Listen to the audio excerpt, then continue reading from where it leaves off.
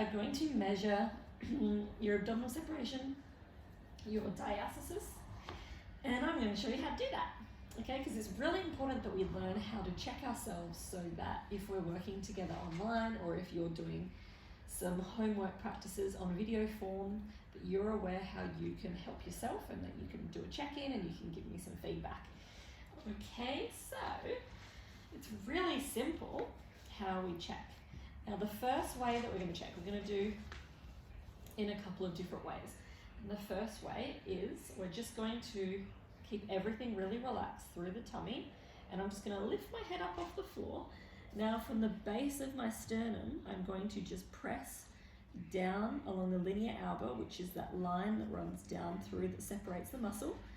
And I'm going to feel, just with my head lifted, I'm going to feel if there's any gap. Now if there is a gap, I'm going to see how wide the gap is and how deep the gap is, and then I'm going to rest my head back down. And then I'm going to come up again and I'm going to move down again. So rather than staying up the whole time that you're checking, check one point, relax the head. Lift the head up, move your hands down, check the next point, width and depth, and then relax down again. And then down to the belly button, lift the head, check the width and the depth, and relax again. And you want to go all the way from the base of your sternum down to the top of your pubic bone.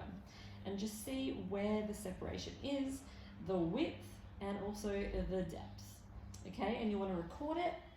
You can video it and you can send it through to me. If you're going to video it, you might want to video facing upwards like this so I can see down.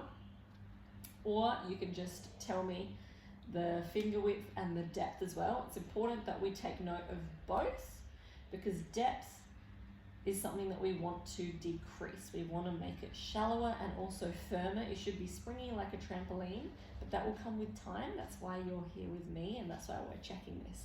Now, the second thing that we want to check is when our tummy is engaged, if it changes anything. Okay, so exactly the same what we just did, but we want to inhale wide into the ribs. So we want to do a nice 360 breath. And then as we exhale, pick up the blueberry, do a nice big exhale out all the air, and then we're going to come up and check exactly the same.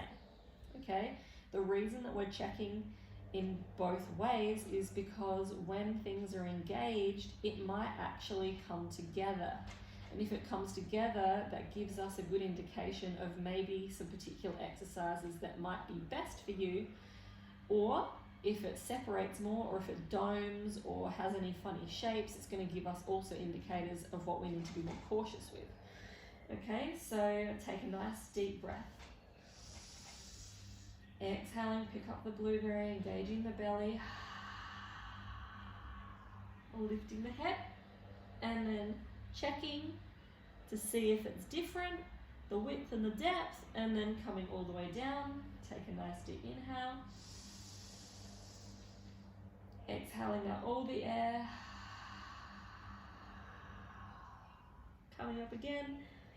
Checking lower again, the width and the depth, and then coming back down. And then you're going to do again.